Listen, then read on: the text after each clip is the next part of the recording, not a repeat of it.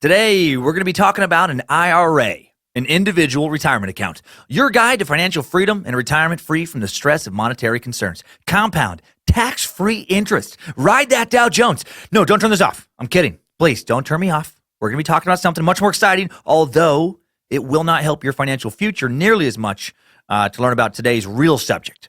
The Irish Republican Army. Those guys and gals who have, since their inception, been viewed as a liberation force by some and as a terrorist group by others. They fight for the liberation of Northern Ireland, from whom they view as British foreign oppressors. But as you'll find out today, their case is not so simple.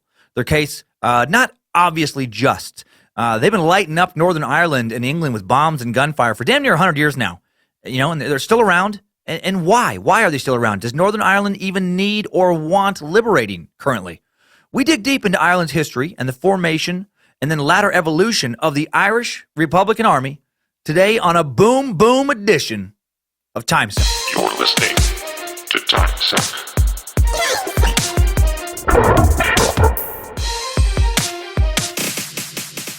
What's going on, time suckers and space lizards? Happy Monday. Thanks for all the recent reviews and ratings. Wow, over 2,700 now on iTunes alone. That's a lot. Thanks for all the reviews elsewhere, and to the thousands and thousands of you who now listen on the Timesuck app. I'm going to talk about that in a bit. I'm Dan Cummins, a.k.a. the Suck Wizard, a.k.a. Old Dirty Suck Master, a.k.a. He Who Sucks the Most High, a.k.a. all of the fun titles you guys keep throwing my way. And you're listening to Timesuck, recording from the Suck Lair with Assistant General Suck Master Josh Carell. Huge thanks to the over 1,200 of you who have signed up to be Space Lizards now. Keep an eye on your Patreon emails for new posts regarding updates. I've posted a lot of common problems, fixes for those in various posts. So if you look down, like how to link your Patreon account, I do a lot of step-by-step things, and we're going to be doing some video tutorials. And recording this in the past, again, due to my tour schedule, hopefully Google has stopped fucking with the suck now. If it hasn't, please hit up Google on social media, such as @Google on Instagram, and just, try to demand that they release the Timesuck app update. Just put hashtag free the suck. Let's see if we can get a little hashtag social media campaign all posted at them, just for them to release the update, or at least just, tell the team at BitElixir what's going on. They've been the worst. But we're on it. I actually bought a Google Android phone. I don't have that as part of my plan, but I bought one so I could figure out how to use the Google Play Store, so I could help out you Android users. And man, I gotta say, on the app level, Google fucking sucks compared to Apple. I know they're better as a company in some ways, but man, they're way behind with apps. I fucking hate them. But there are some things we can do, and I'm going to talk about that here in just a second. I hope those of you who did get to hear it did enjoy the first Secret Suck episode. It was on Thursday. We're going to be refining that, making it better, and I thought we had a nice little start, so I really appreciate that. And on Google, so what I did is I got that phone and I figured out kind of what you can do. What you can do is you can go to Patreon. Here's how you get, until Google releases the update, here's how you can listen to the Secret Suck in the easiest, most convenient way. Okay, if you're an Android or you're an iOS user who doesn't want to use the Timesuck app, we're also just smoothing out a couple little glitches that most people haven't experienced, but a few people have. So we're working on everything right now, just to have it really running smoothly, real quick. BitElixir team has been working their butts off. But here's what you can do. Go to the Patreon page, the Timesuck Patreon page, so you know how to find it because you have found it. Otherwise, you wouldn't be a space lizard. So go there, and then go to the overview. Click overview, and then you will see there's a button for the RSS feed. All right. So here's what you do. You just scroll down on the overview, and you will see audio RSS link right under your patronage. You'll see a little link in a box. Click it so it's highlighted. Click copy. And then if you're an Apple user, open the app just called Podcasts. Click Library at the bottom, and then you'll see an edit button in the top right corner of the iPhone. Click it. Then click Add a Podcast by URL, and then just paste that link from Patreon. And then a subscribe check mark should just pop up on your phone like it did on mine. Then you just hit done, and with me, the Secret Suck was right there, and now I'm subscribed, and we'll just be, I'll be posting that every week on Patreon as well, just to keep that feed going. For Android users, there truly isn't an equivalent in Google Play Music to the Apple Podcast app because Google is fucking terrible, and they're a company of nothing but monsters and child murderers, or so I've heard. However, you can download a very popular app through the Google Play Store called Podcast Addict. It's the best one I found. It's free. On the home screen, you will find a plus button, a little plus sign surrounded by a circle on either the top toolbar or the bottom toolbar, depending on how you kind of went into the app. Click it. Just click that little plus button. And then there are options to add a new podcast, these big colorful boxes. The second one down on the left says RSS feed, YouTube, Twitch channel, SoundCloud, URL. Click that box. And then you just paste the RSS feed from Patreon that you copied earlier onto the line that says RSS feed URL. Click done. And then boom, the Secret Suck should just be right there in your library with the top of the logo cut off because, again, fuck Google. But seriously, it should work fine. It's working fine on my Android phone, and I've had it for an hour, and I don't know, and I've never played with an Android phone ever before in my life. So I did all that, and it worked great.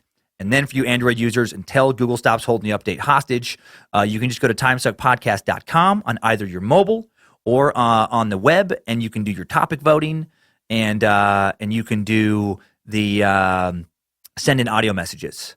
So you can do that because Google has nothing to do with the web version, so they can't fuck with us. Yeah. So not delivering all the Space Lizard perks to Android users in one convenient spot yet because our hands are tied, but you still get everything right now. And please, if you're having problems, check out the Patreon post for how to fix them first. If that still doesn't fix it, email BitElixir, Timesuck app at bitelixir.co. They're great at getting back with fixes. And also, quick note on the podcast app in general for all users: just to refresh episodes, pull down on the episode list. Just like you just grab your screen, scroll it down, and that will refresh the episode list for both Timesuck and the Secret Suck.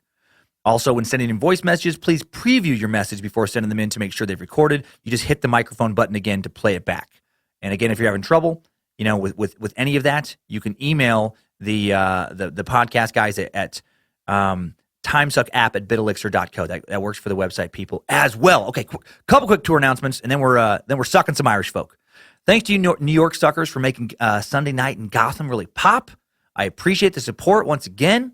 Trying to get more photos from shows up on the Instagram feed. Detroit, February 16th at the Magic Bag in Ferndale. Man, that's coming up this week. Swapcast with the boys from Small Town Murder. Couple tickets left. Stand-up show's been sold out for a while. Minneapolis is next, March 2nd and 3rd. Sisyphus Brewing. Few tickets left only for the Saturday early show. Grab those quick if you want them. Brea, California, Cleveland, Ohio, coming up in March. Brea Improv, March 8th through 11th. Hilarities in Cleveland, March 22 through 24th. Two great clubs. Going to be fun shows you don't want to miss. More tour dates at dancummins.tv.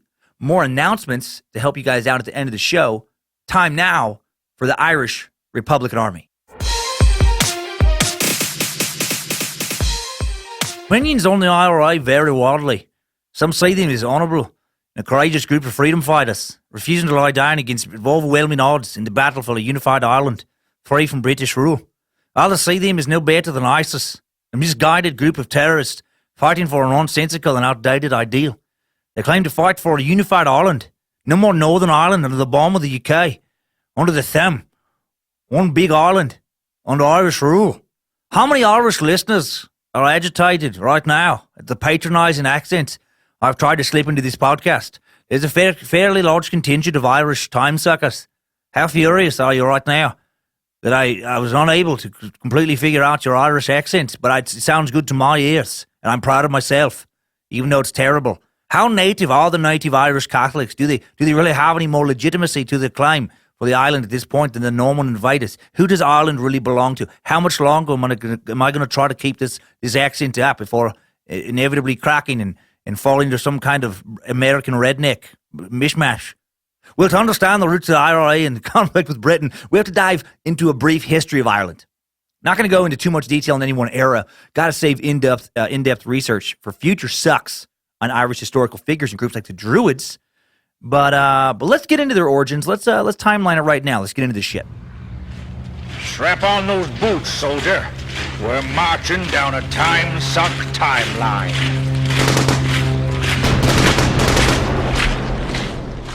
All right, so here we go. Little timeline. Get into the history of who the people in Ireland used to be before we can examine why there's a conflict now. 8,000 BE. 8,000 BE. When is that? I don't know. No, 8,000 BCE, roughly 10,000 years ago, historians estimate that Ireland was first settled by humans Kind of. Initially, it was just gingers, who we all know are human-ish at best. Redheads have long been understood by scientists to have, most but not all human attributes, missing, of course, the ability to reason, quietly consume alcohol, and defend themselves against sunshine, a force of nature that literally gives life to most organisms, but spells certain death or at least a lot of wrinkles and possible skin cancer for weak, fragile, clown hair-having ginger motherfuckers. Kidding, of course. Just wanted to fire up some of you fire crotches. Love you peeps. Love you. Anywho, actually, the original settlers were, contrary to popular belief, most likely not Celtic. Celtic, also an acceptable pronunciation for that word to all of the pronunciation police out there listening. I prefer Celtic because I like hard consonant sounds, which partially explains my affinity for profanity. Fuck. Like it. Hey, Lucifina. DNA ancestry research conducted at Trinity University in Dublin and Queen's University has revealed at least 2 waves of migration to the island in the past millennia. And the Celts were not the first wave. This is important to note in this episode. When a group says they're fighting for their land, did they really have it first? Whose land is it really? I think it's a very interesting thought to keep in our heads in this episode. Like America, Americans fought to liberate themselves from the British, but we were not the first to settle this land, we being, those of European descent. The American Indians have a far more legitimate claim to America than Americans do, but they don't have, they didn't have the right immune systems and weaponry a couple hundred years ago to hold on to it. Again, just an important note regarding what it means to be Irish or what it means to be of any culture. Analysis of the remains of a 5,200-year-old Irish farmer suggested that the population of Ireland at the time was closely genetically related to modern-day populations of southern Europe, especially Spain and Sardinia. That's right. I would not have thought that the Sardinians originally snuck over to Ireland. This farmer's her ancestors originally migrated from the Middle East, the cradle of civilization.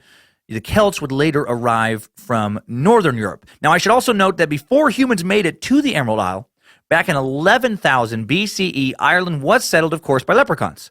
They lived happily, enjoying the rainbows and shit, and gold and green top hats and all that fun stuff, and they were undisturbed alongside pixies and unicorns for a good 3,000 years before humans showed up. And then, around 8,000 BCE, leprechauns were tragically hunted for their sweet leprechaun meat into extinction. Pixies went into hiding, only to return occasionally to inspire Disney characters, and unicorns were sold into sexual slavery where they remain. Now, this is the kind of stuff traditional educators are afraid to talk about, mostly because it's fucking nonsense. Around 4,000 BCE, it is estimated that farming made its way to Ireland. No one knows who figured it out. Maybe people living in Ireland, or possibly some more evolved non-gingers showed up and showed those backwoods redheads how to use simple tools. Again, sorry, not sure why that is so fun for me to do.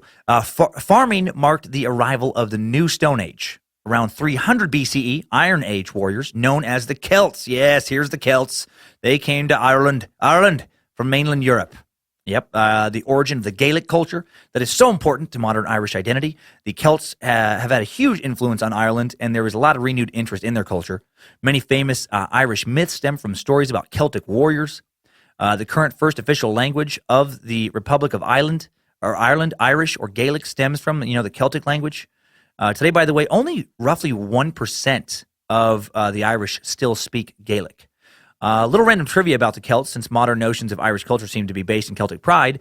The Celts were something else. It was said that the Celts would strip completely naked before going into battle, something meant to impact their enemies psychologically. Seriously.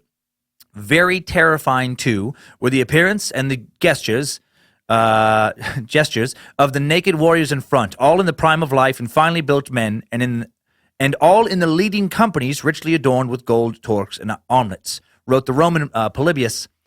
He's 118 BCE when he lived, in an account of a battle fought against the Romans by the Celts. Man, naked warriors. I can't believe they didn't at least tie their wieners up or something. I feel like that would be distracting, running into battle with your junk bouncing around. Or maybe it was worth it because it was distracting to the enemy, It would be especially distracting to the enemy if they had boners. Think about that. Can you imagine a bunch of jacked, muscular dudes, fully erect, charging you with swords and spears and shit?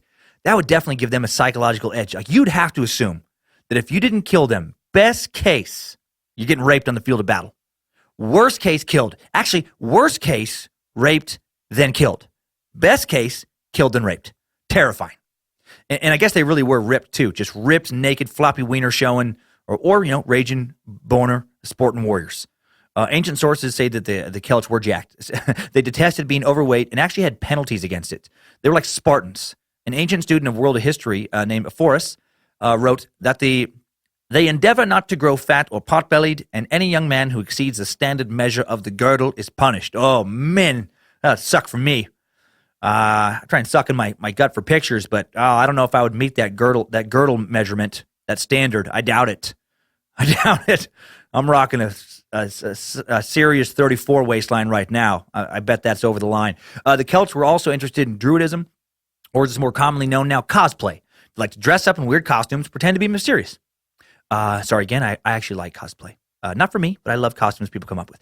Anyway, Robert Tongue Twister, Robert Wyszynski of the University of Warsaw, fucking Polish people and their dumb fucking names, notes that in AD, sorry, again, my wife is Polish. That's why if you're new to the show, if Polish stuff comes up, I'm going to take a shot because it's fun for me. And they do have the fucking worst names. Wyszynski, I mean, it's way too many vowels. All right? Just put a fucking decent, like, wise, and then ski. Why ski? See, that's not bad, but you got to fucking throw 17 other vowels in there. It's unnecessary. All right? Somebody talk to the Polish name committee and tell them to change everything. It's Smith or Johnson from here on out. You're either Smith or you're Johnson. No more skis. No more fucking crazy, but ski. It's garbage. Okay, anyway.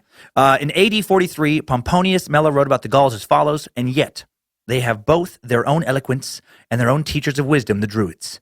These men claim to know the size and shape of the earth and the universe, the movements of the sky and of the stars, and what the gods intend.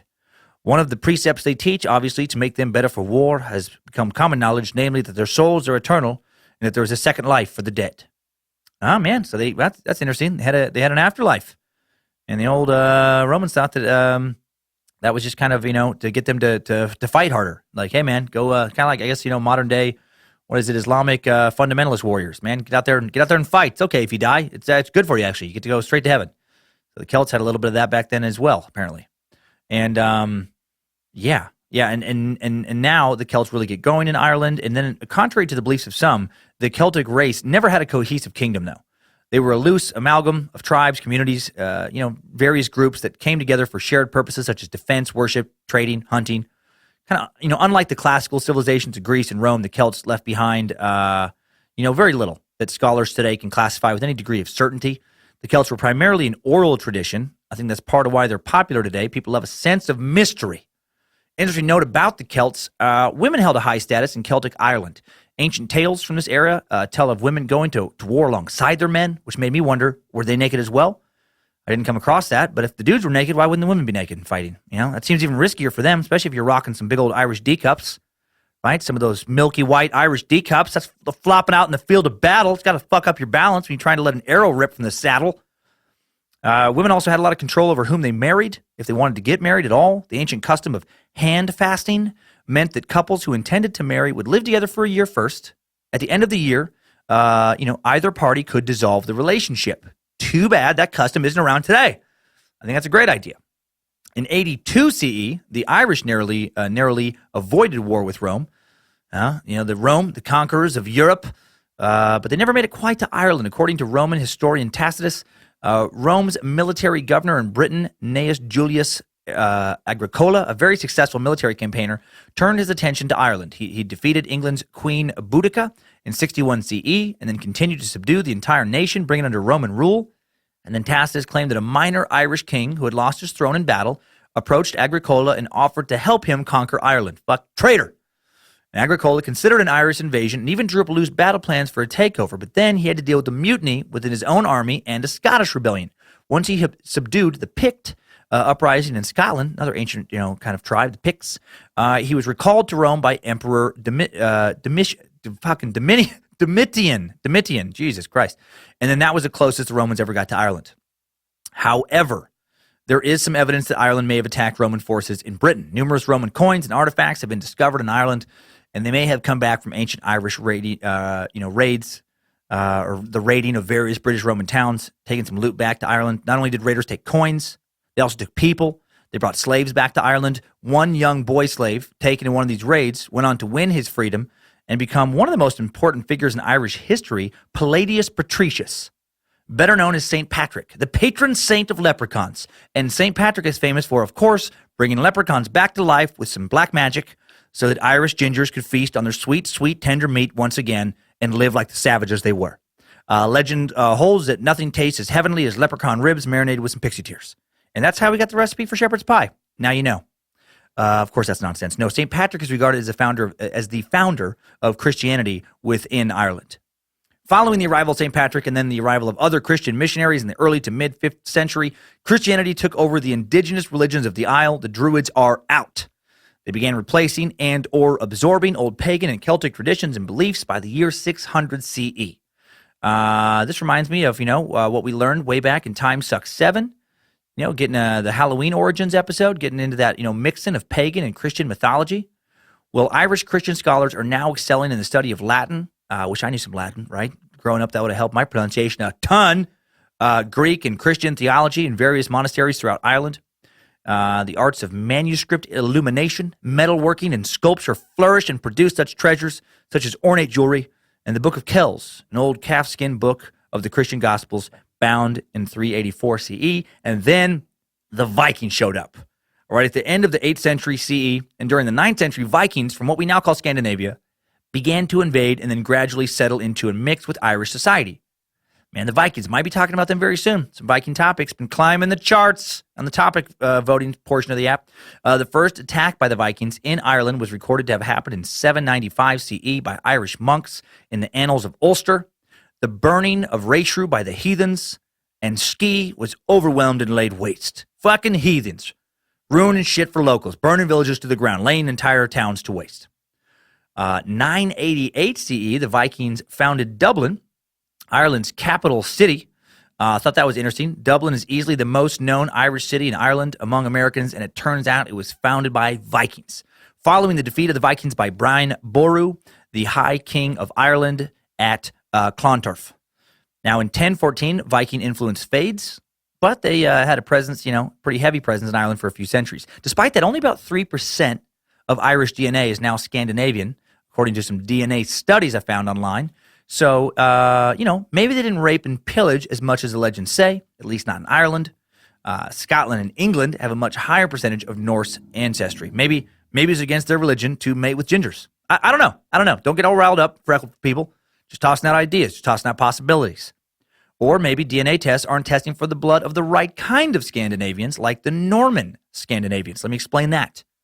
12th century saw the arrival of the Normans in Ireland. The Normans are associated with southern France, but before that, the Normans are believed to have hailed from Scandinavia.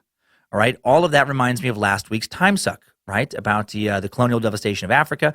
We're all Africans. Isn't genealogy interesting? I mean, seriously. People say stuff all the time like, I'm a quarter French, I'm a quarter Irish, a quarter British, another quarter Swedish, but really, you might just be 100% Scandinavian. Your British, French, Irish, and Swedish roots might all hail from the same tribe of people from like 1,000 years ago. I mean, we're all the same in the end, aren't we?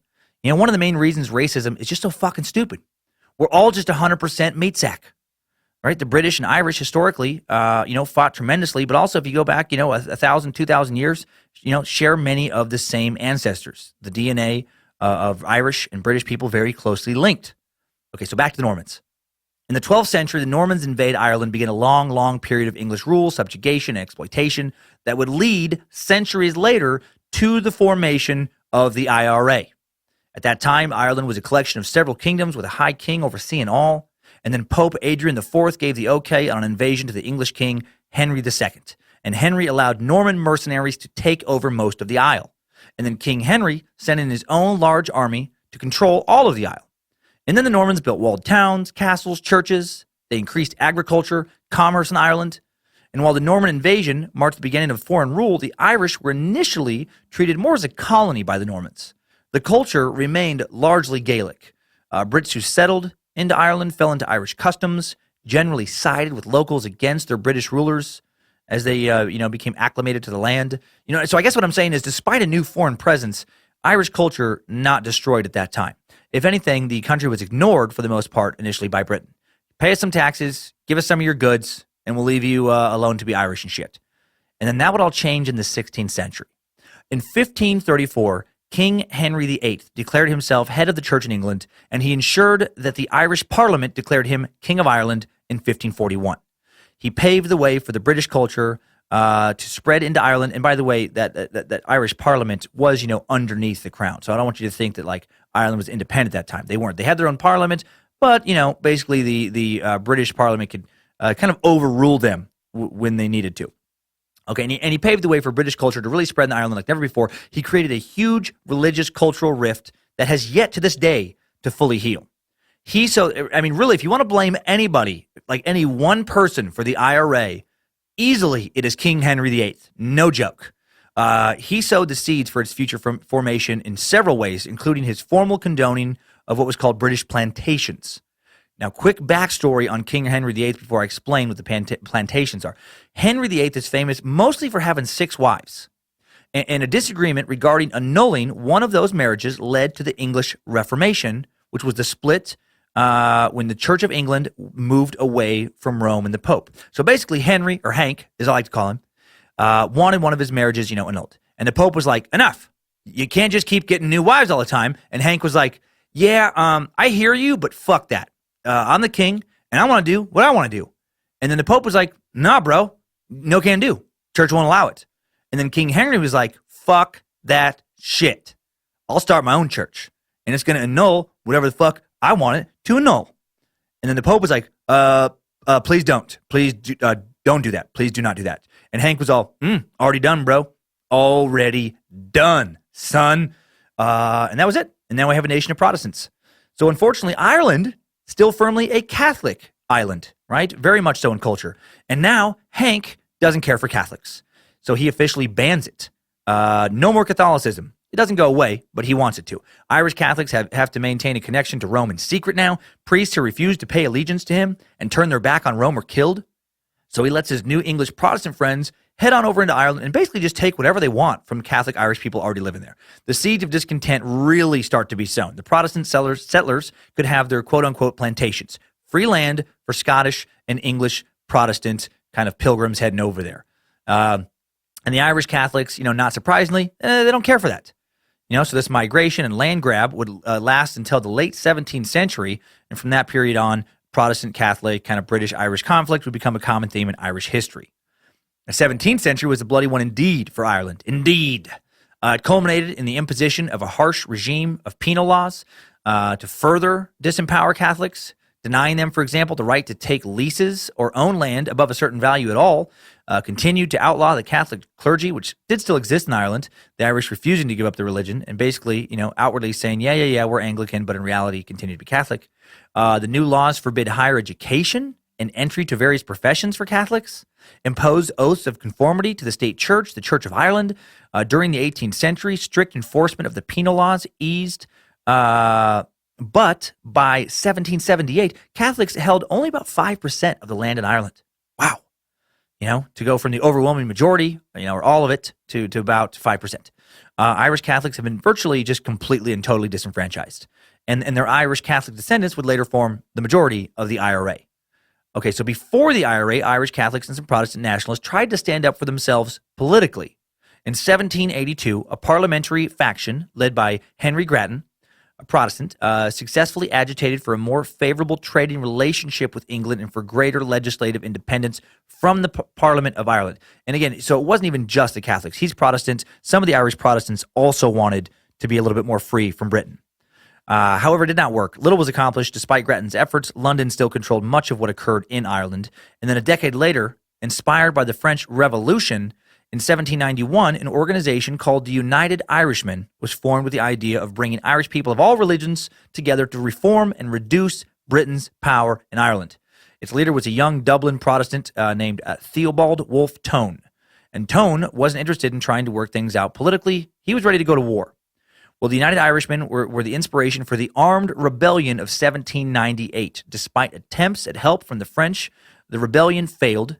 Tone was captured in battle by English soldiers. He was tried, executed for treason, And in 1801, the Act of Union was passed, uniting Ireland politically with Britain into the United Kingdom of Great Britain and Ireland.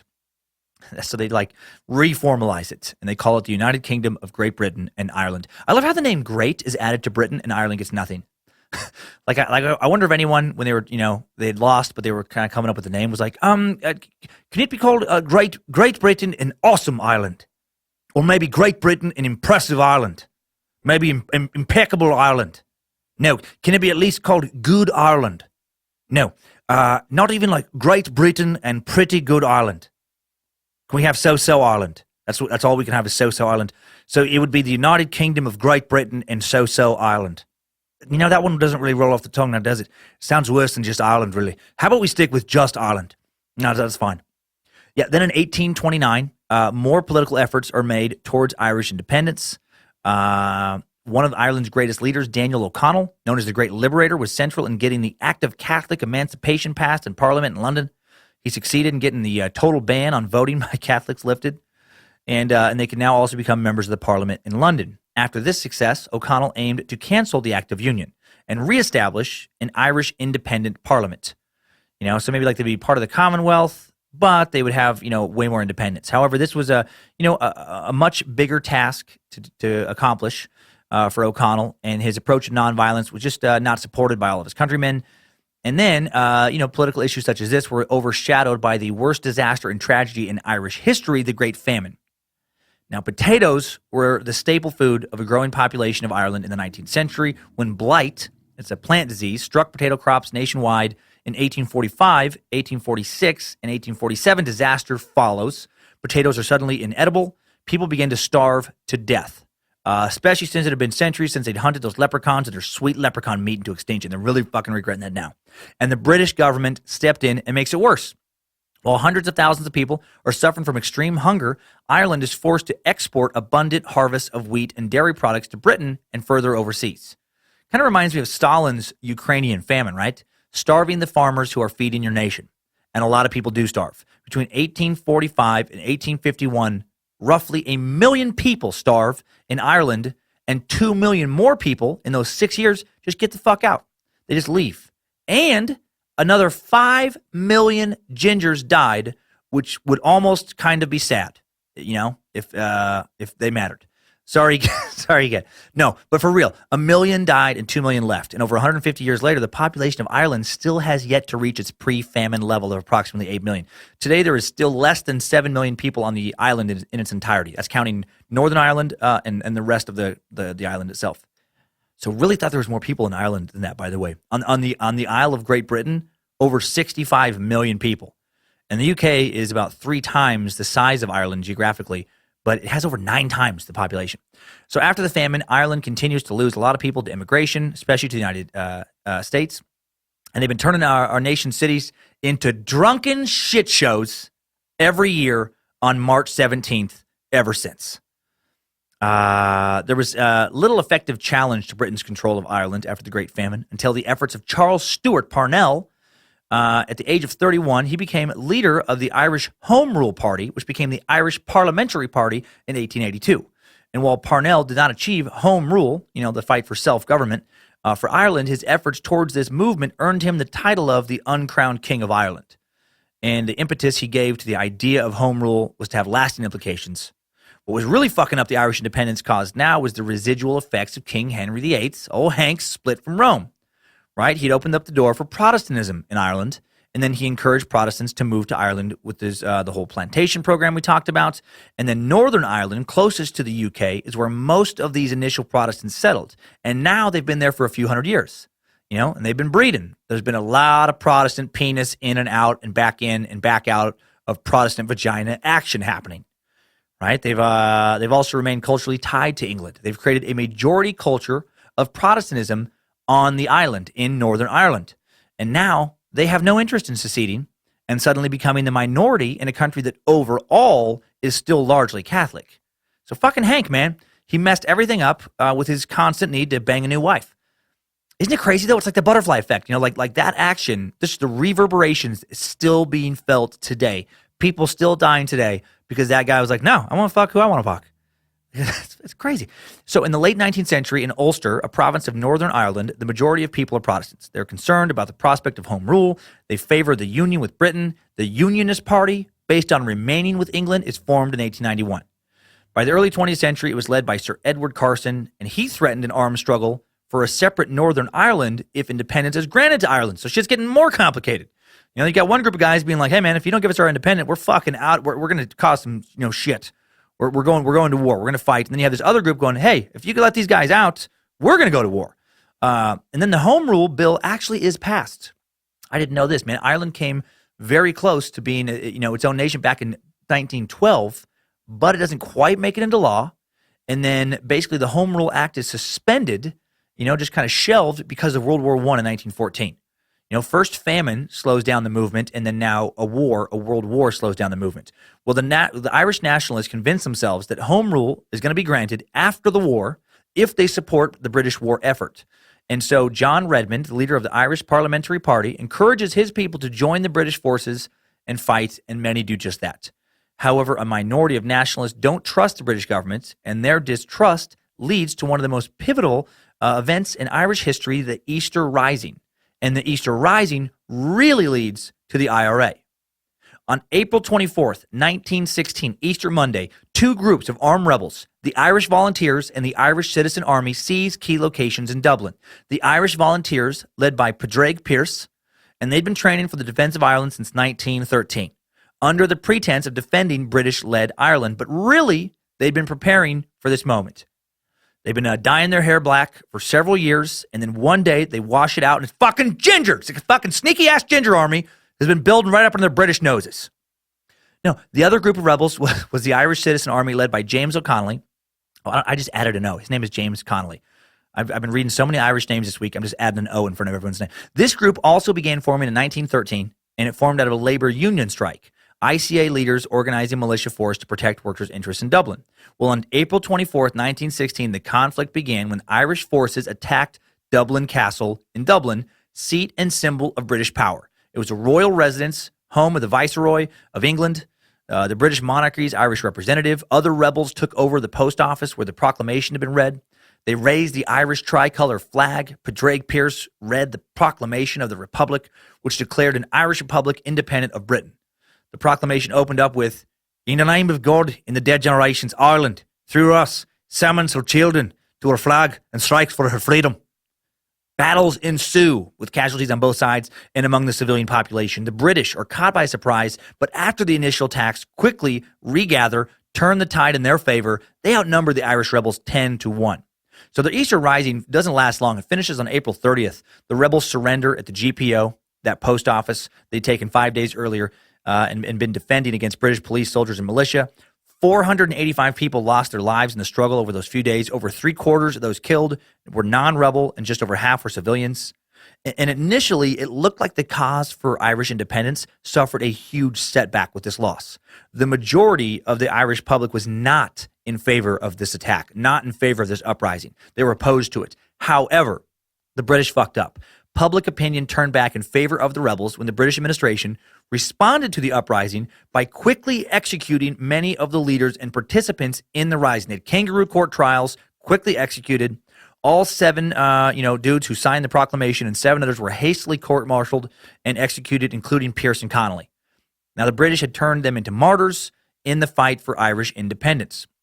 2 of the key figures who were involved in the rising who avoided execution were Eamon de Valera and Michael Collins. Michael Collins, if his name sounds familiar, he's the dude who wrote Jurassic Park. Apparently, he wrote Jurassic Park while going on to fight for Irish independence. And really, interesting here, Jurassic Park is about the fight for Irish independence. So that made me like that movie, even more. The dinosaur island represents Ireland, and Jeff Goldblum represents British imperialism. Laura Dern represents Scotland. The plant-eating dinosaurs represent the people of Ireland, and the velociraptors are the IRA. And that big pile of shit that Laura Dern and Jeff Goldblum investigate in the movie represent Irish redheads. All right, I'm done. I really have no problem with redheads. That was a long way to go just to take another cheap shot at them. Other than I did have an Irish redhead for a stepmom, and I was not a big fan of her. That part's true, actually. But actually, I find, I don't want to say anything more about redheads. I think there's a lot of beautiful redhead women. I'll just stop there before my wife listens. It's like, what the fuck? Why are you talking about redhead women? Okay. And I highly doubt any of you are still with me, so I will stop as well and let you know that Michael Crichton wrote Jurassic Park. Michael Collins, he did not write Jurassic Park. Michael Collins was an early 20th century Irish freedom fighter and politician, and he and Eamon de Valera were not done fighting for Ireland when they were not executed. In the December 1918 elections, the Sinn Féin party, led by Eamon de Valera, won a majority of the Ireland-based seats in the British House of Commons. Now, the House of Commons, by the way, is the lower house of the two-house British Parliament, which is comparable to Congress in the U.S., kind of. Elected officials representing the needs of various political populations gathered to vote on legislation. The leader of the largest party in the House of Commons is the Prime Minister. Technically, the Prime Minister has to be appointed by the King or Queen, but it's really just a formality. The British Crown, it doesn't have any real political power anymore, just a vestige from a former life, a relic kept for the sake of tradition, national pride. UK government is such an interesting mix of old and new, monarchy and modern democracy. Like it functions, but it's strangely complicated. I studied British government years ago in London, where I studied for a semester, and I remember the professor, who was a British professor, a lot of times basically saying the equivalent of like, yeah, it doesn't make a lot of sense, it's odd. Like they still have the House of Lords that works with the House of Commons and Parliament to pass laws, and some of the seats in the House of Lords are hereditary, like going back to actual lords. Like you have to be born into the right family to get a seat in government in that particular seat. But now some of the other seats are appointed, but not voted on. It's very confusing. One foot in the past, one foot in the present. The House of Lords is called the upper house of Parliament, but really it has far less power than the lower house, which is people who are voted in. Oy vey. Anyway, very complicated. On January 21st, 1919, the Sinn Féin members of the House of Commons gather in Dublin to form an Irish Republic Parliament called Dú Éireann, and they unilaterally declared power over the entire island of Ireland. And now we have the IRA. They were like, fuck your House of Commons, we've built our own. Now, what followed Dú Éireann's declaration is known as the War of Independence. The Irish Republican Army is formed, the army of the newly declared Irish Republic, and it begins to wage a guerrilla war against British forces from 1919 to 1921. The IRA morphed directly out of the existing Irish Volunteer Army. Now, it started officially on January 21st, 1919. That was the day Ireland officially formed a breakaway government, declared independence.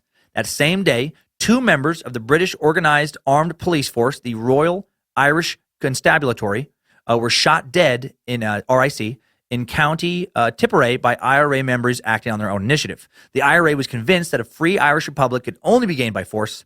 Some had been preparing for this action since shortly after the Easter Rising incident.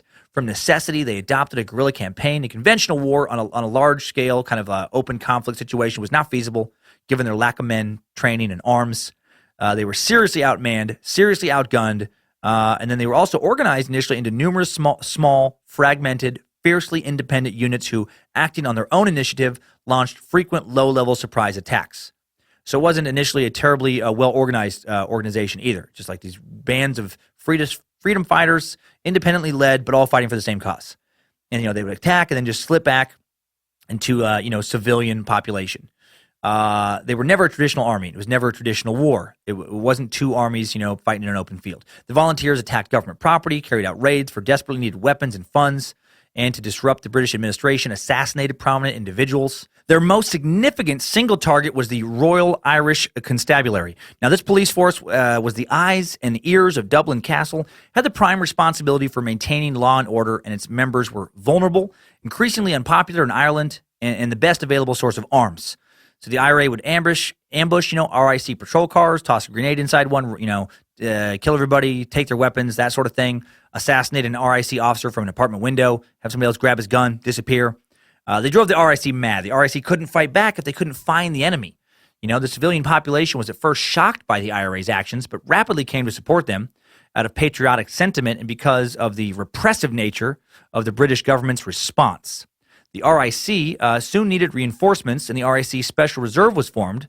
Temporary constables recruited in 1919, largely from Irish World War I veterans, and their uniform gave rise to the nickname of Black and Tans.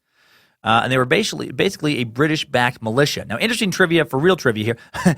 Today, a black and tan is a pint of half Guinness and half Bass ale, an Irish stout, and an English ale. But because of its association with Irish soldiers fighting to help the British in many parts of Ireland, it's still called a half and half to this day due to the negative association with the old black and tan militia.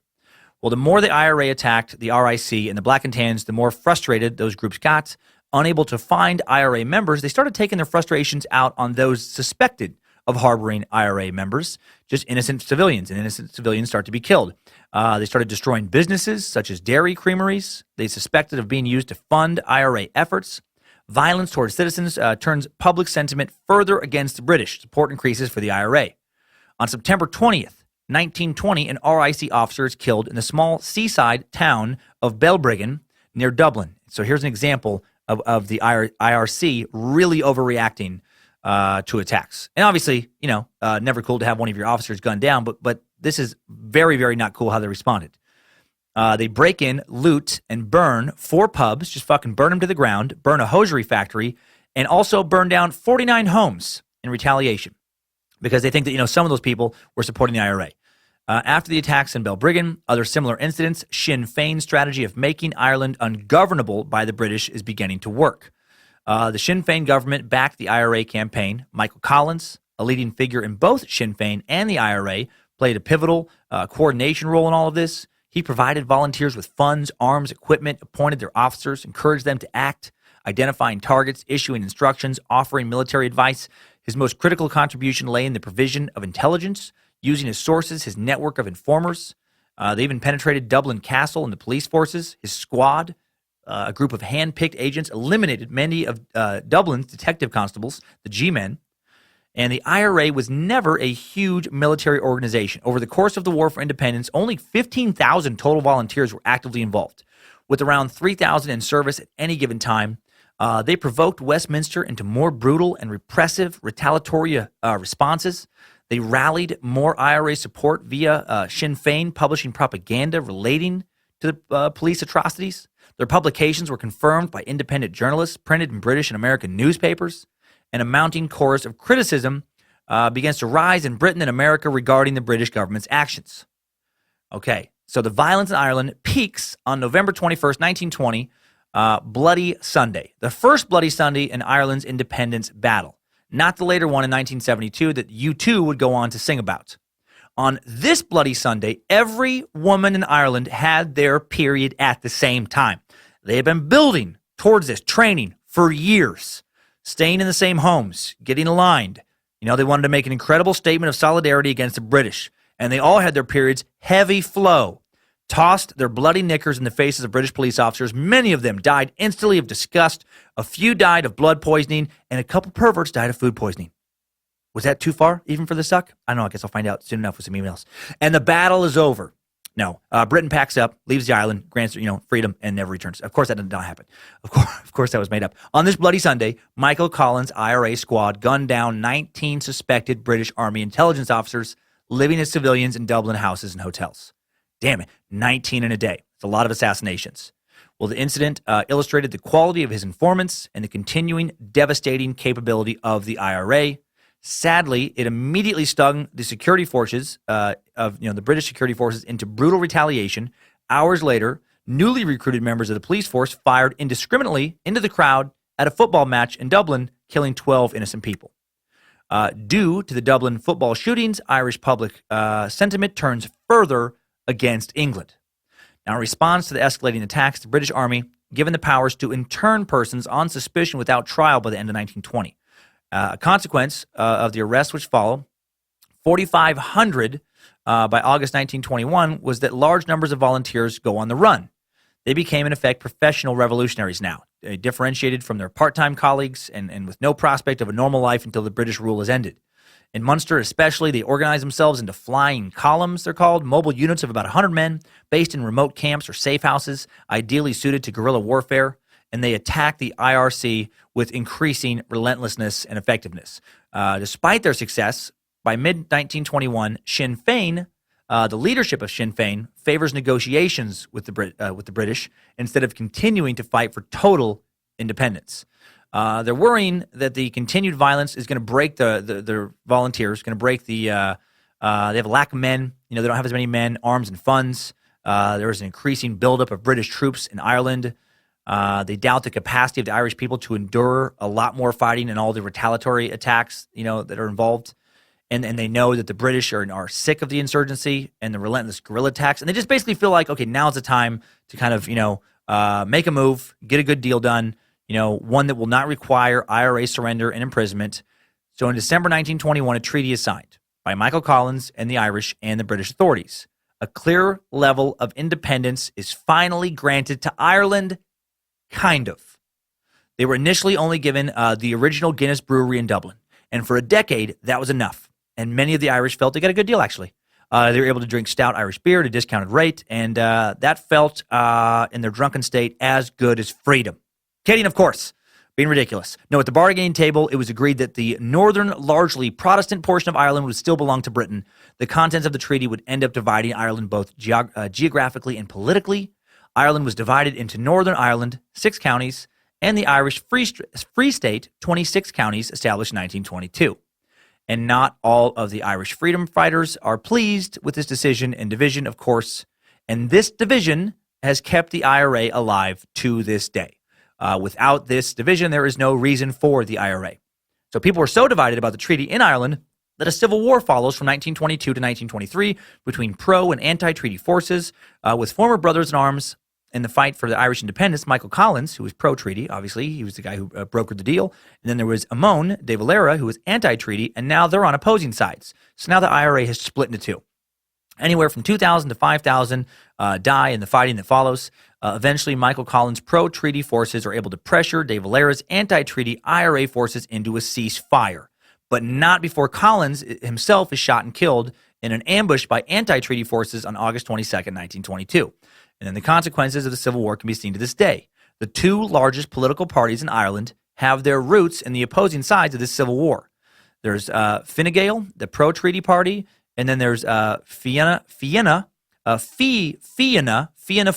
anti-treaty. You should see these words, by the way. Fianna Fáil is Fianna, F-A accent mark, I-L. That's fun. A period of relative political stability follows the Civil War. And then the IRA just go away and everyone gets along and the British and Irish work together to create Lucky Charms. The Irish, cereal made with the tasty marshmallow bites. Those represent the Irish. They made those. And the British create the shitty, crunchy wheat puffs or whatever the hell those things are. And they split the profits evenly. Yeah, right. Following the ceasefire of 1923, the IRA morphs into the organization we think of today, basically. Their leadership may have signed a treaty to stop fighting, but they still consider the war to be fucking on. They still want an island free of British control. They want Northern Ireland. Most isn't good enough. And many Catholics living in Northern Ireland, they still want this as well. So fucking King Hank, man. The mess he has made. Attacks and recruitment continue by rogue IRA fighters against Protestant targets over the next few years, especially in Northern Ireland, leading to the organization being declared illegal in 1931. The Catholic Church even denounces the IRA. The Roman Catholic bishops issue a pastoral letter declaring that the Irish Republican Army is sinful and irreligious and no Catholic can lawfully be a member of them. An excommunication order is given and extended to members of all organizations outlawed under the Public Safety Act. After a series of IRA bombings in England in 1939, Doyle Aaron, the lower house of the Irish Parliament, took stringent measures against the IRA as well, including provision for internment without trial. The bombings were masterminded by Seamus O'Donovan. Now that's an Irish name. Seamus O'Donovan. What was your name? Seamus O'Donovan. Seamus O'Donovan. I'm Seamus O'Donovan. I'm Chinese. I'm clearly Chinese. No, that's a very Irish name. An explosives expert, an IRA member since the War of Independence, Seamus orchestrated what was called the Sabotage Plan, or S Plan, against England, a 2-year IRA reign of explosive terror on British soil. And the IRA identity has become very intertwined with bombings, and this is when they began. Truly began. Became their main way of attack. Seamus planned various bombings in the British cities of Manchester and London. They bombed the main power supply for Birmingham. They bombed the main gas lines for Williams Deacon's Bank in London. In response to these and other attacks, all power stations, gasworks, telephone exchanges, and the Droitwich transmitting station are put under police protection. They bombed the London Underground, Mind the Gap, the city's subway system. The Tottenham Court Road station and the Leicester Square station were bombed in February of 1939. Plans to blow up Buckingham Palace were reported by the Times to have been found in Belfast. The Irish government responded by passing the Treason Act in 1939 that gave them the power to execute members of the IRA. The Offenses Against the State Act is also passed in 1939, gives them the power to detain IRA suspects without a trial. So now they could just, capture, detain, execute suspected IRA members. The legislation does little, though, to slow the violence. 7 separate IRA bombings occur in just one day in 1939 on March 31st. On May 5th, tear gas bombs explode in 2 Liverpool cinemas, causing 15 injuries. 4 bombs explode in Coventry. 2 more bombs explode in London. On June 9th, letter bombs exploded in 20 English postboxes. Every postbox in London was searched for further IRA devices. And these are just a few of the many, many examples from this. Bombs are going off in England virtually every week, all through 1939. Railway stations are bombed. Banks are bombed. Bridges and power stations are bombed. In a few years, over 600 IRA members are imprisoned during the 2-year S plan. During this time, there were 300 IRA planned explosions. Incredibly, only 10 deaths and 96 injuries result from the attacks. The IRA wasn't trying to kill in these attacks. They were trying to destroy infrastructure and wreak havoc on Britain's economy. And for a while, pretty effective. And then organized attacks ceased temporarily. 5 IRA leaders are executed. Increases in the security surrounding rich infrastructure, targets in Britain, made it a lot harder to blow shit up. English police also seized large quantities of raw explosive material from the IRA in 1940.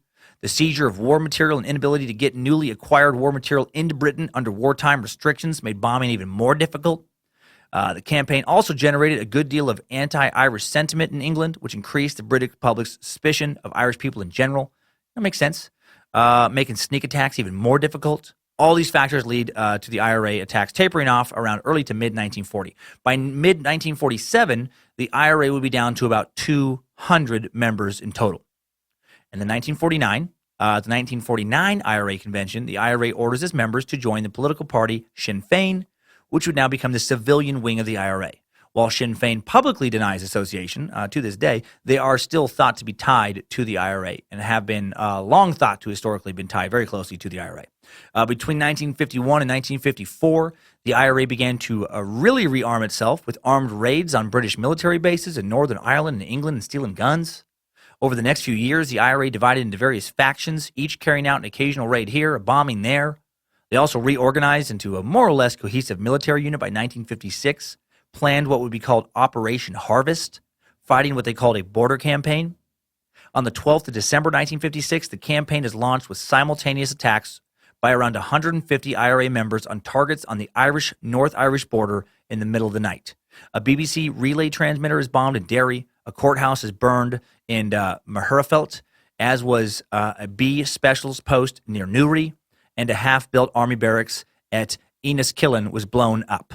A raid on Go barracks in Armagh is attempted as well. The IRA issued a statement announcing the start of the campaign, saying, "Spearheaded by Ireland's freedom fighters, our people have carried the fight to the enemy. Out of this national liberation struggle, a new Ireland will emerge, upright and free. In the new Ireland, we shall build a country fit for all our people to live in. That then is our aim, our independent, united, democratic Irish Republic. From this we shall fight until the invader is driven from our soil and victory is ours." Exactly like that. Oh, fuck. Didn't you just feel like you were in Ireland for a second? I did. Kind of. On the 14th of December, an IRA column under Sean Garland detonated 4 bombs, one of which blew in the front wall outside Lenaska RUC station before raking it with gunfire. Further attacks on Derlin and Roslia RUC barracks on the same day are beaten off. The RUC being the Royal Ulster Constabulary, successor to the RIC. Roughly 9,000 of these police officers would be injured during the Troubles, another series of IRA attacks that lasted for years that we'll talk about soon. On the 30th of December, an IRA force attacks a Derlin RUC barracks again, killing RUC Constable John Scally, the first fatality of the campaign. And then in 1957, the IRA intensifies their efforts, committing a total of 341 attacks in Northern Ireland just in that year. But then by 1958, the frequent capture of IRA members and waning public support, people are sick of the fucking bombings, the movement begins to fade away again, and the attacks ceased by 1961. Although it had petered out by the late 1950s, the campaign was officially called off on February 26, 1962. In a press release issued that day, the IRA Army Council stated, The leadership of the resistance movement has ordered the termination of the campaign of resistance to British occupation launched on 12 December 1956. Instructions issued to volunteers of the active service units and of local units in the occupied area have now been carried out. All arms and other material have been dumped, and all full-time active service volunteers have been withdrawn. Foremost among the factors motivating this course of action has been the attitude of the general public, whose minds have been deliberately distracted from the supreme issue facing the Irish people, the unity and freedom of Ireland. The Irish resistance movement renews its pledge of eternal hostility to the British forces of occupation in Ireland. It calls on the Irish people for increased support and looks forward with confidence, in cooperation with other branches of the Republican movement, to a period of consolidation, expansion and preparation for the final and victorious phase of the struggle for the full freedom of Ireland. What an interesting way to call off the fighting. That was a very violent way to call off fighting. That's hilarious to me. Look, we've done fighting for Ireland because not enough of you fuckers are ready to fight for us as well. So it's time for peace. But hopefully you all come to your senses and we can get back to fighting very soon. We can get back to killing as soon as possible. We would love nothing more than to mow down every British Protestant man, woman and child, or at the very least, send them to hell or back to England. But today is the time for peace. Hopefully tomorrow will be the time for fighting again. We're really hopeful that we'll be fighting again soon. Or even later today, we could fight as well if that suits you. We're ready to fight at the drop of a hat. Yeah, so they're very, very still ready to fight. And then in 1969, the violence does pick up again. And it was all because of an early 20th century comic book, Pootie and Juju. And Pootie and Juju stirred the NRA pot back up. A young IRA member, Seamus O'Donnell McFlanagan or McRiley Donald McDonald, picked up Pootie and Juju, issue 82, Fool's Gold, and Pootie Town. In that issue, Pootie borrows Juju's life savings and buys 100 acres of barren land in Oklahoma, specifically because it looks like he had seen a rainbow in there. See, Pootie had become convinced there must be a leprechaun hiding some gold in the Dust Bowl brushy plains outside of Tulsa. He started mining and also partitioned the land into little mining camps to encourage other hopeful prospectors to move to a place he'd petitioned the U.S. Postal Service to call Pootie Town. And this did not set well with Juju. First off, Pootie had just wiped out Juju's savings, which was mostly built out of inheritance he'd recently received from his Aunt Ting Tang's passing from a tragic accidental overdose of high fructose corn syrup the year prior, when she'd found 7 boxes of Twinkies that were set to expire the very next day and ate them all in one sitting, because you ain't done supposed to let the food go to waste now, hear it, and you feel that. That's a direct quote. And Juju was going to use that money to have a giant Twinkie sculpture made out of Aunt Ting Tang's remains, built to commemorate her untimely death. And Juju was pissed. And then Pootie rubbed some salt in Juju's wound by not at least having the decency to call his mining camp Juju Town, or at least Ting Tang Town. It was his aunt's money, for God's sake, and Juju screamed at Pootie, "Put it in your lunchbox, Shirley." And then Pootie knew he'd gone too far. And he said, "Sorry, Juju, I done for sure thought we'd both be more rich and the money wouldn't be missed." And Juju said, "Too little, too diddle, Pootie." And then they laughed really hard for no reason for a very long time, because the author of this issue had a firm deadline, couldn't think of a better way to end the story due to being distracted by working on a new book for a religion he'd recently invented to recover from financial ruin. Yes, that author's name was L. Ron Hubbard. And old Seamus O'Donnell McFlanagan or Mick O'Reilly or Donald McDonald read all that and assumed that the pot of gold represented Irish independence, and Pootie represented the IRA, and Juju represented the Anglican British oppression, and L. Ron Hubbard represented the British government and the crown. And L. Ron wanted him to think a unified Irish state comprising the whole island was fool's gold, an impossible dream, and he wasn't about to let the Brits confuse him like they did Pootie, and he was going to bomb the fuck out of them. And that is how he would spend Aunt Ting Tang's money on arms. The end.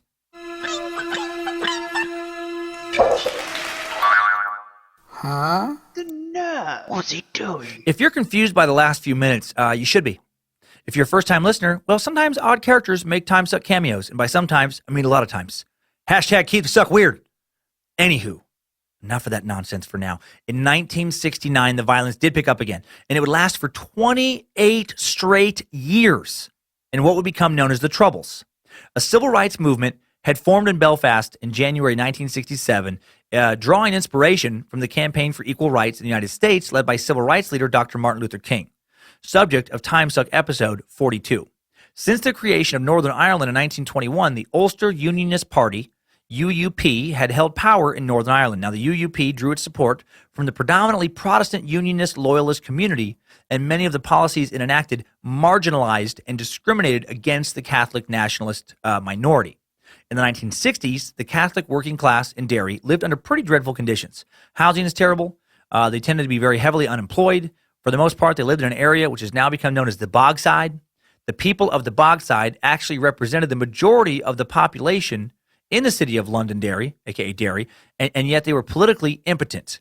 They were seen as second-class citizens. They had no control over their own city because of the gerrymandering in the local government system, and that's what led to them becoming foot soldiers for the civil rights movement. And they started protesting in the streets, peaceful protests, organizing marches. But then riots began breaking out, rioting continuing to be commonplace in Derry and Belfast throughout the summer of 1969, a period which also saw the first deaths of this new conflict.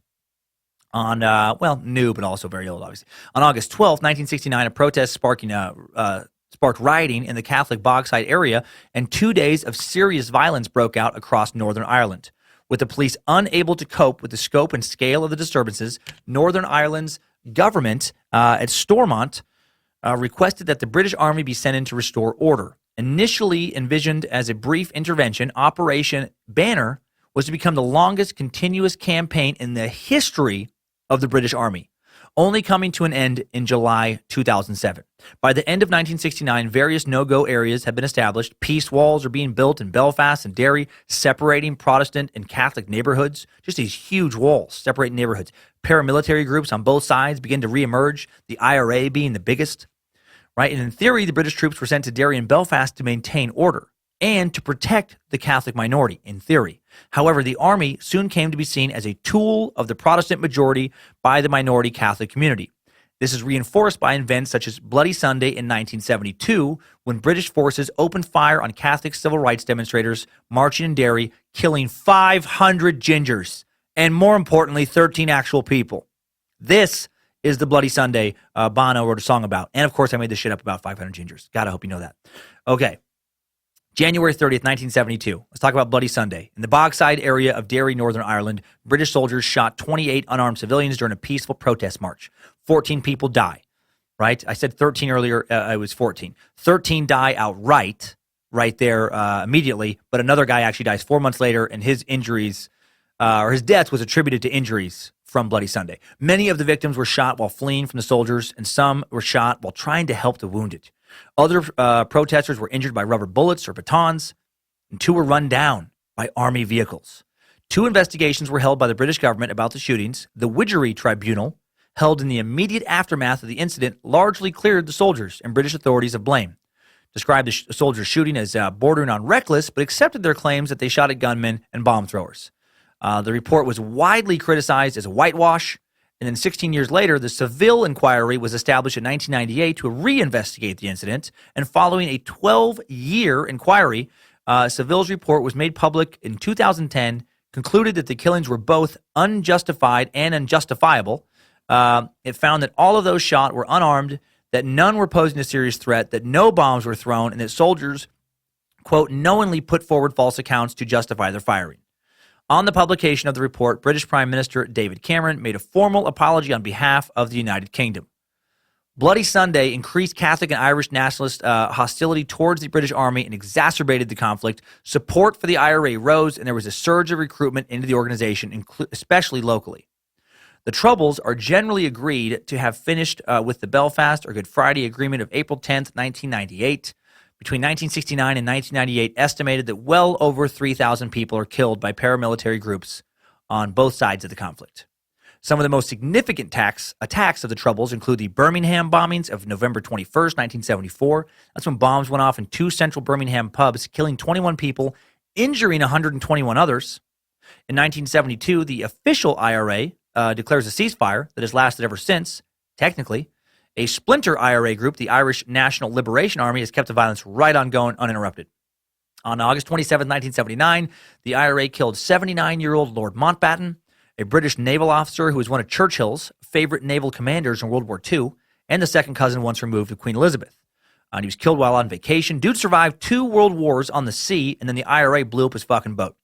3 other people were killed with him. Lady Brabourne, the elderly mother of Mountbatten's son-in-law, 2 teenagers, a grandson of Mountbatten, and a local boatman. The same day, 18 British soldiers, mostly members of the parachute regiment, are killed by 2 remote-controlled bombs in the Warren Point ambush at Warren Point, County Down. And then explosives weren't the only tactic the IRA used to try and force change. 10 IRA members starved themselves to death in hunger strikes in 1981 in a Belfast prison. Man, I've never understood a hunger strike. In 1987, IRA prisoners in a North Irish prison launched a hunger strike as a protest against the revocation by the UK government of a prisoner of war-like special category status for paramilitary prisoners in Northern Ireland. They just wanted to be seen as soldiers. They wanted to be seen as soldiers fighting a legitimate fight, not as terrorists. Well, the strike is called off before any deaths when the government seems to offer to concede to their demands. However, the government then reneges on the details of the agreement. So the following year, IRA prisoners call another hunger strike. And this time, instead of many prisoners striking at the same time, the hunger strikers start fasting one after the other, after the other, after the other, in order to maximize publicity over the fate of each person. And then 10 IRA prisoners die in a row. Holy shit. Talk about dedication to a cause. I am not dedicated to any cause enough to starve myself. I cannot imagine. I mean, I'd love to say I'm more noble than that or more heroic. I definitely can't imagine being the 10th guy to do that, right? You've watched 9 comrades in the struggle starve to death, and now it's your turn. Man, and you know they're offering you food, right? They don't want you to starve to death. They're trying to get you to eat. You'd think they'd start offering you some good food. Man, once they started doing that to me, I'm fucking done. Well, it's got to be such a rough way to go, man. Such a slow way. I just don't understand how instinct doesn't kick in on day 6 or 7 at most. And you still don't eat food being brought to you. There's no way. There's no way I could have that willpower. I would make it 2 days. And maybe initially I'd try and be tough. You can take your oatmeal, you can shove it up your ass. I'm not caving in on my principles. Not Dan Cummins. No way. No how. You can take that buttered biscuit. You can go fuck yourself, buddy. This guy doesn't quit. Shit. Is that sausage gravy? Is that sausage gravy with a lot of pepper on those biscuits? Oh man, is that sea salt? Oh, God damn. Apple cider? Son of a bitch. Ugh. You know what? Nice try, but it's not going to happen. Oh man. 2 over medium eggs? Home fries? With fresh ketchup. Fuck. Whatever. You know what? Whatever. I'm strong. I'm a little dizzy. I'm strong, but I'm strong. A hot turkey sandwich with real mashed potatoes, freshly carved turkey, gravy made from drippings, cranberry jelly, and a whiskey ginger, and a Dutch apple pie, and a fucking root beer float, and devil's food cake made from scratch with Godiva dark chocolate. All right, enough. I'm so hungry I don't remember why I went on strike in the first place. Just get it over here. Pass it over. Give me 10 minutes to eat, and I'll just say whatever you want me to say. And then after the hunger strike, more bombings. There's a theme of this episode. It is bombings. On April 10th, 1998, the Good Friday Agreement is reached that ends the Troubles. The agreement, reached was that Northern Ireland was part of the UK and would remain so until a majority of the people, both of Northern Ireland and the Republic of Ireland, wished otherwise. Should that happen, then the British and Irish governments are under a binding obligation to implement that choice. Also, irrespective of Northern Ireland's constitutional status within the United Kingdom or part of United Ireland, the right of the people of Northern Ireland to identify themselves and be accepted as Irish or British or both is recognized. So they can hold British or Irish citizenship or both. And the IRA agrees to end their fighting. I got to say, that does seem like a pretty good deal, right? I mean, you understand what I'm saying? The citizens living in Northern Ireland who wish to remain part of the UK get to do so, so they win. But if the Irish Catholic pro-unified kind of Ireland minority should ever become the majority, they can vote to unify with Ireland if the rest of Ireland wants them to be a part of them still, right? So either way, if you're an Irish citizen, you get to live where you want on the island, north or the rest, and you get more recognition. And it's been peace ever since, right? No. Not even 6 months later, a car bomb goes off in Omagh, a little city of about 20,000 in Northern Ireland, carried out by a group calling themselves the Real Irish Republican Army, a provisional Irish Republican Army splinter group who opposed the IRA ceasefire in the Good Friday Agreement. And that bombing kills 29 people, including a woman pregnant with twins, and injures some 220 others. More casualties in this attack after the ceasefire than in any one single attack during the Troubles. And the violence continues to this day. Is it going to end ever? Let's hop out of this timeline and really talk about that. Good job, soldier. You made it back. Barely.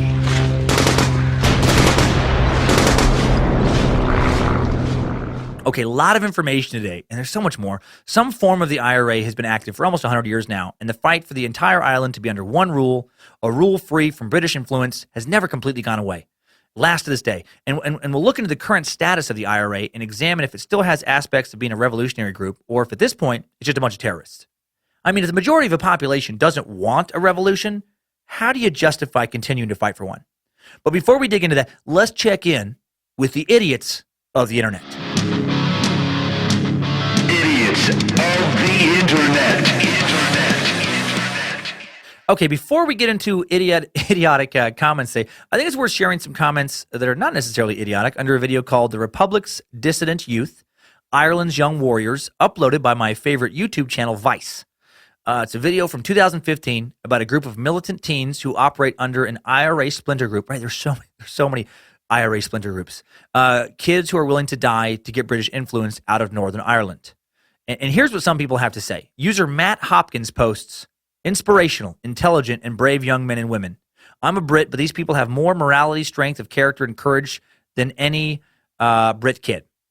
Irish people need to understand that Ireland will never be free until the entire 32 counties are united as one, and the two Brit puppet parties, which have dominated Irish politics for the last few decades, are rejected wholesale at the ballot box. Wake up, Irish people, reject your puppet masters. So, interesting post, a British sympathizer to the IRA cause.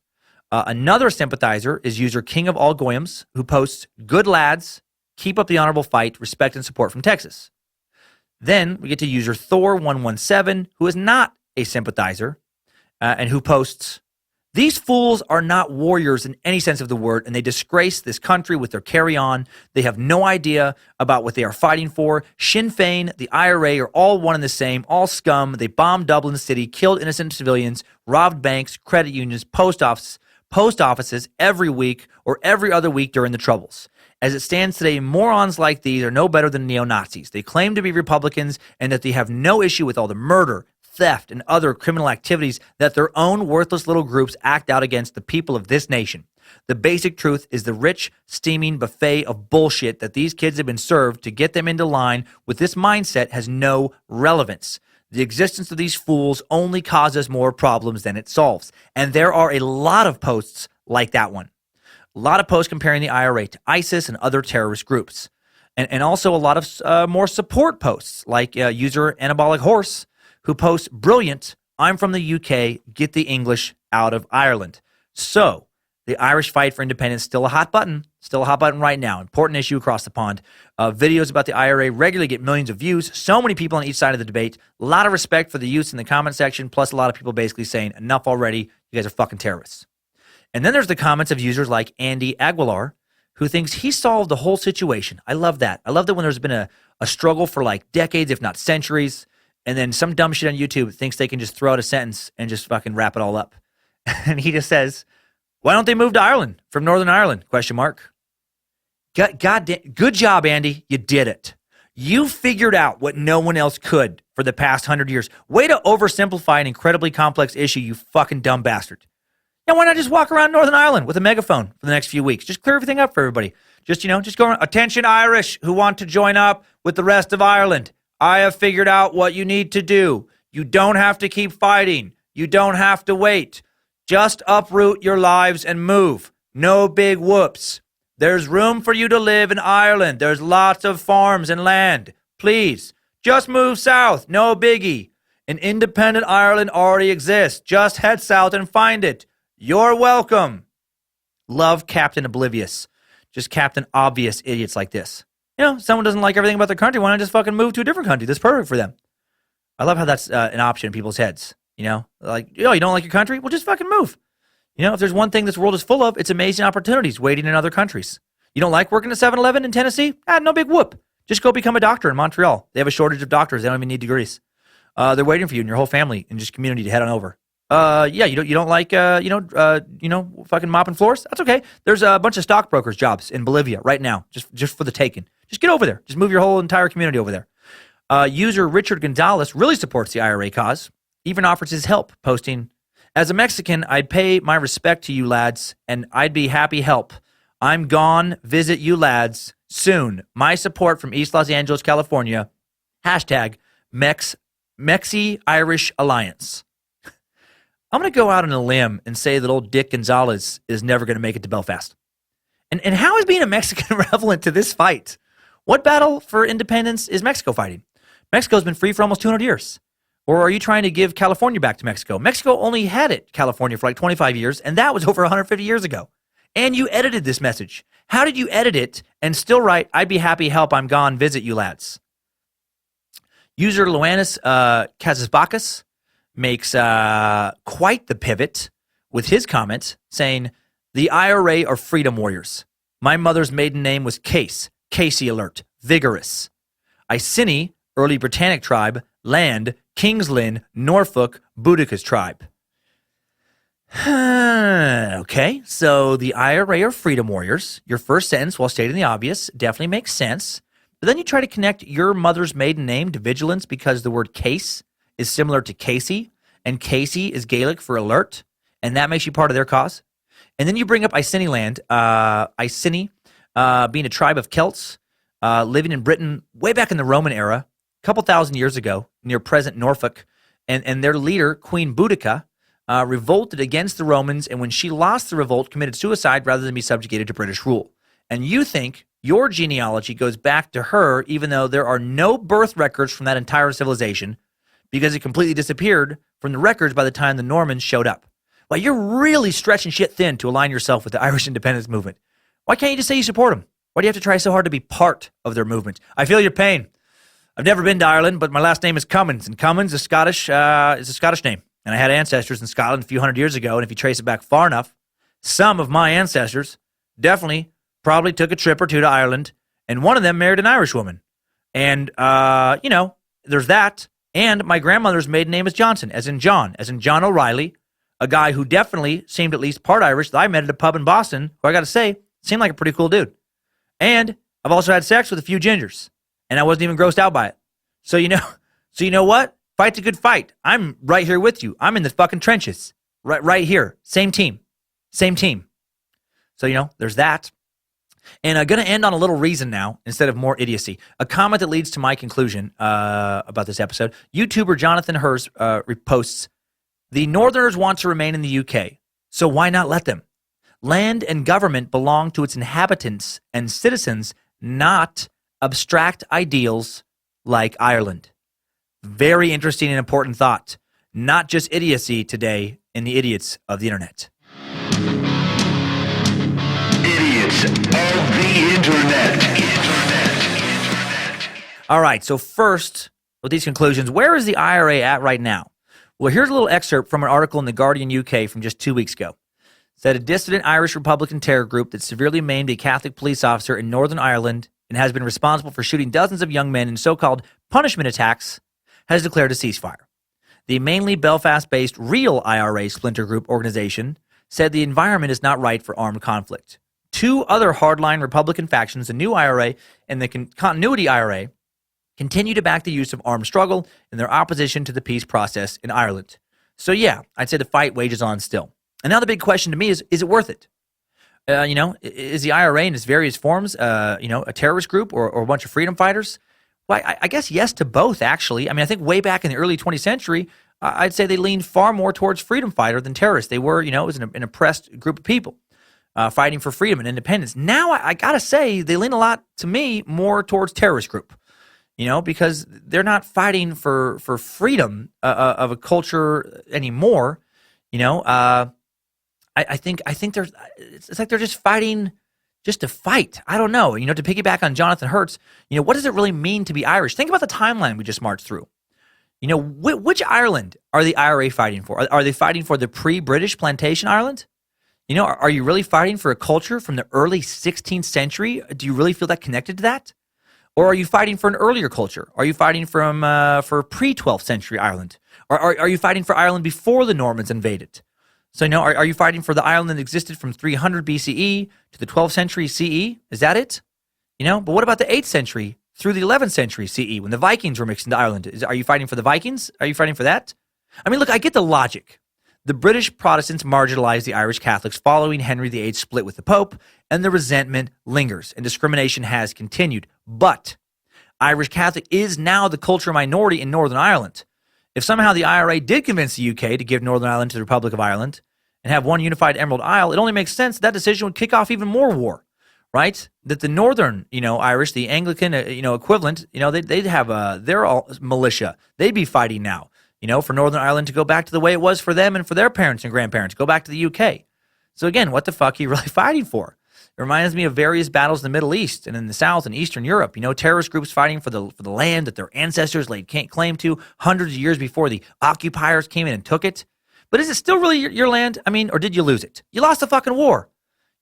Accept a new normal and move on at some point.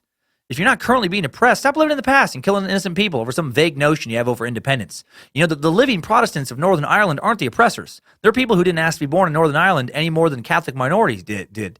They're just there. They just were born there and they're just living their lives. And whether you like it or not, it's now their land just as much as it was, is your land. Fight for equality, not just another setup for another civil war. Fight for, political equality. So everybody, minority group and majority group, all get treated equally. But for a takeover, it just seems fucking silly at this point to me. Looking at it from an outside perspective, it's just a weird mindset, man. To want things to go back to the way they were long before you even born. It's our land. No, it's not actually. Used to be. Sometimes it feels like, fighting in that situation isn't brave or noble.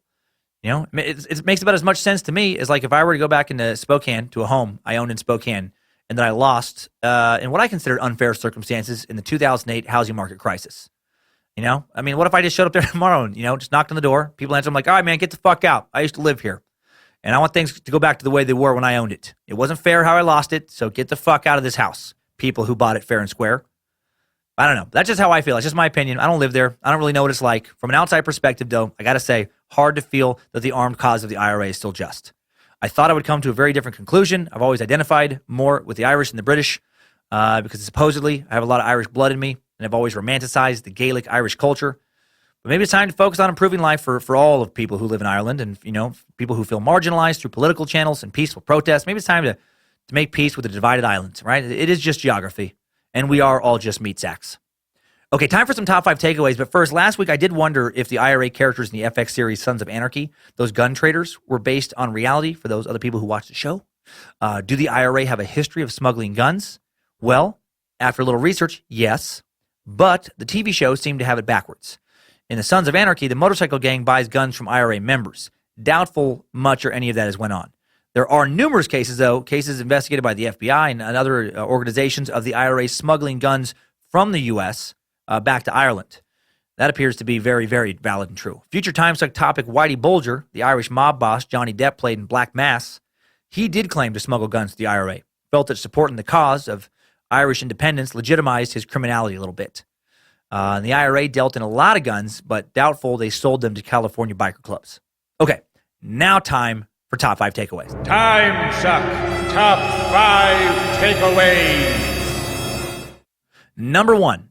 The Celts are not the original inhabitants of Ireland, and Gaelic is not thought to be the original language. Ireland is an island that was settled in waves of different cultures going back several thousand years, as opposed to islands like the Samoan Islands, settled by one culture and inhabited by only one culture for thousands of years before Europeans found them just a few hundred years ago. So what does it really mean to be Irish? Number 2. The first Irish Republican Army fought the British in the 1919 through 1921 War of Independence, and the group has been led by many men and fought under a variety of different names ever since. The only thing that has unified the various IRA groups over the years is an entire island of Ireland unified under Irish Catholic rule. Is that cause? Number 3. The IRA historically have been really, really into blowing shit up. I now have a totally different appreciation for the Irish car bomb, an alcoholic beverage composed of a half shot of Bailey's, a liqueur, half shot of Jameson whiskey dropped into a pint of Guinness. Thousands of people have died from bombs, most of them civilians, since the IRA's inception. No exact count has ever been compiled, but 3,637 deaths are attributed to the IRA during the period of the Troubles, which accounts for only about a third of their total history. Number 4, over 1 million gingers were killed in IRA bombings in just 1986 alone, the least active year for the IRA, and no one cares. And number 5, new info. Two-parter. Part 1, Number 4 of this list was complete horseshit. And part 2, U2 isn't the only famous Irish band to sing about the IRA. The Cranberries song Zombie is about an IRA attack. It was inspired by the IRA bombing in Warrington, Cheshire, England on March 20th, 1993. 2 children, Jonathan Ball and Tim Perry, were killed. Lead singer and songwriter Dolores O'Riordan claimed that Zombie speaks about the Irish fight for independence that seems to last forever. The lyrics even say it's the same old theme since 1916, right? I love that song. Love that Cranberries album. No need to argue. That and everybody else is doing it, so why can't we? College staples of mine. Fantastic 90s rock. I'd sing along to the whole song of the Zombie, right? It's the same old theme since 1916. In your head, they're still fighting with their tanks and their bombs and their bombs and their guns. In your head, they are dying. And then she goes into that fucking yodeling shit, right? Until today, I thought she was talking about World War I. Nope, the IRA. Who knew? Who knew I was singing about the IRA all those years? Rest in peace, Dolores. By the way, she died on January 15th in a London hotel room. Autopsy results will not be complete until April. We lost, another good singer, another good vocalist, another good songwriter. Been a terrible last couple years we've had as far as that. Hopefully, we can add rest in peace to the IRA soon. Enough's enough. The War of Independence is over. Timesuck Top 5 Takeaways. The IRA sucked. Nah, know way more about Irish history now. Hopefully do some more Irish sucks going forward until I can get that accent down. Now come out and see me, damn it. Come have a great time. Charlotte, Atlanta, Birmingham, Huntsville, Nashville, Houston, Dallas, San Francisco, all coming up in April. Everything but San Francisco in one big week. Just night after night, different city. Most of the time, different state, show after show. More info coming up at dancummins.tv. Check out those dates. Snatch up some tickets. The more stand-up tickets I can sell, the more markets I can return to later with some little live Timesuck tours. The Patreon account is live for those of you who want to sign up to become Space Lizards. Thanks to all of those of you who have already done so. Man, over 1,200. It's been amazing. And again, $5 a month to be a Space Lizard. Access Space Lizard features on the app for some. I'll get into that for a second. And the website for everyone. Vote on topics. Send in voice messages to The Secret Suck. Listen to The Secret Suck on Thursdays. Get a new stand-up album. Feel the heat for signing up. The Age of the Space Lizard. Man, it is here. Password for 20% merch discount and access to the Space Lizard merch is on Patreon on some of the posts. You can check out patreon.com/Timesuck podcast for that secret info. And explanations of how to use everything is on the Patreon site. And as soon as time allows, in mid-February, some video tutorials to make using it all as easy as possible will be done. And like I said at the beginning of this episode, I have, if you want to re-listen to the start of this episode, laid out instructions on how to get, for you Android users, how to get the Secret Suck, installed in other podcast apps. So you can have an easy listening experience, and then you can go to the website, timesuckpodcast.com, for the voting, topic voting, and for the voice message features until Google Play, their store, finally releases the update. It has been maddening. But just know that BitElixir is literally messaging them through for the App Store portal, which is the only way they allow themselves to be contacted every single day. And we are working every single day on trying to give you as many other options until that's solved. Thanks to social media manager Sydney Shives, events coordinator and amazing patron saint of the @Secret Space Lizard social media accounts, Harmony Velicamp, show notes editor extraordinaire Jesse Dobner, and the entire Timesuck team. Thanks for all the reviews. Thanks for spreading the suck. Every review helps every time, and you guys write the most wonderful things, and I read every review. Helps so much. This Friday on Timesuck, we're going to have a bonus topic, and it's going to be whatever won the most recent vote on Instagram, @Timesuck Podcast. Follow the suck to know in advance what the bonus topics are going to be and to be able to vote on them. Winner of the vote becomes that topic every time. And now, time for some Timesucker updates. Updates? Get your Timesucker updates. First update today, goofy one, about the topic voting, sent in by Carl Lafong. With with all the app and website troubleshooting I've been dealing with lately, it was a nice little breath of fresh air. Nice little fantastic reminder that many of you are having a great time with the app functions. Carl wrote in saying, "Dear spear-faced, beard puke-licking, soft cock shaming Lord of the Suck, being a Space Lizard has given me the ability to continually vote up Hall & Oates as a Timesuck option. I had no idea how much I wanted to know the true story behind Maneater until I saw it on the list. Keep up the great work and remember that pronunciation is a tool of the lizard Illuminati to keep the mushed-mouth proletariat down. Keep on sucking. Carl in Topanga. Oh, man. Well, thank you, Carl. I love the name Topanga, by the way. Just random. But thank you. And yes, so many topics on the list as of Tuesday, February 8th, when I recorded this episode. Jack the Ripper and Nordic Gods, man, neck and neck to become the March 5th Monday Timesuck topic. Hall & Oates, only a few hundred votes behind with 12 votes. 12 votes total, not 12 votes behind. And thank you for the kind words regarding my mush mouth. And now a little Doc Holliday update I thought was cool from Matthew Isaacson. Dearest Reverend Dr. Lord, whom suckest thy most, I love the Doc Holliday episode of The Suck. Tombstone is possibly my favorite movie of all time, so I was happy to hear that it was somewhat historically accurate. Hell yes. The idiots of the internet portion really got my hackles up. And hearing some dipshit talk trash about the confrontation between Doc and Ringo had me yelling obscenities at the radio as I was driving home. User Don Stone should be hung by his thumbs from a tree so that Lucifina can repeatedly kick him in Helios' worthless apple bag while Bojangles impregnates him. Yes, Bojangles' seed is so powerful that he can impregnate a man. Praise Bojangles with disciples of Nimrod. Hail Nimrod and keep on sucking because you, sir, are a daisy indeed. And thanks for making me spit soda out of my mouth and nose with your mispronunciation of papyrus. Love your comedy and love the suck. Oh, man. Thank you. Thank you, Matthew. And yeah, papyrus. Starting to feel normal now. I feel your Doc Holliday rage. I feel it. Doc Holliday, he would have mowed old Donnie dipshit down. Okay, and now another Doc Holliday update from Tyrell Cruz saying, what's up, Master Suckington? I've been listening to your comedy for a long time and been religiously listening to your podcast.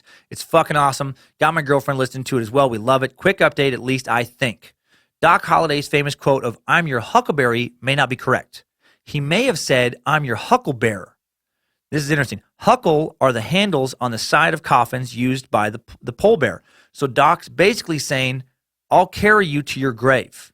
Now, I haven't researched this from what Tyrell said, but I threw this in right before recording just because that is fucking awesome if that's true. That makes it even cooler. So and then Tyrell says, I do have to say, though, huckleberry sounds cooler than the latter, and I've confirmed this is, and I haven't confirmed this is true, but it makes sense. You're doing a badass job. Keep up the good work. Thank you, Tyrell Cruz.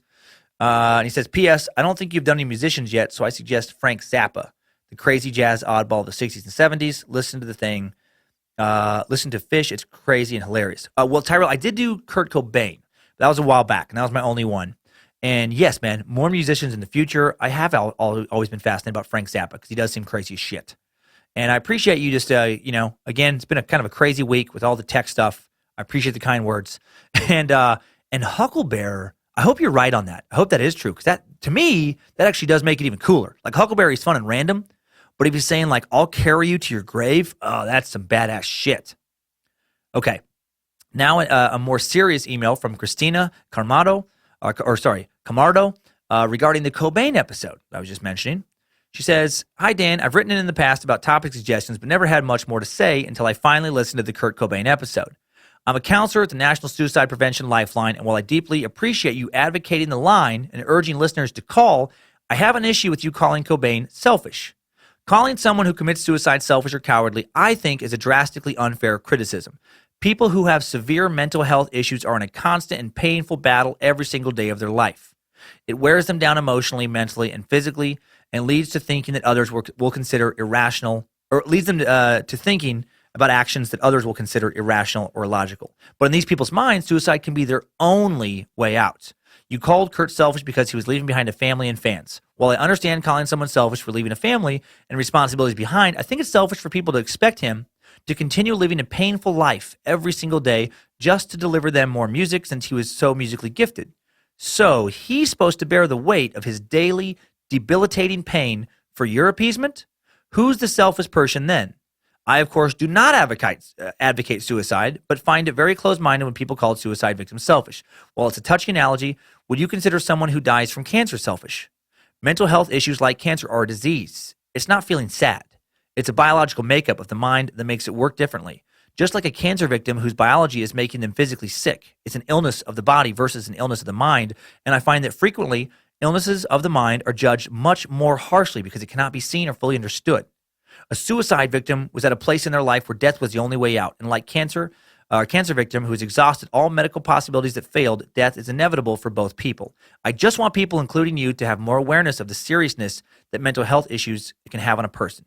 You stated that after your wife left, you were having suicidal thoughts. Now imagine that pain and having it every single day for years, sometimes a person's whole life.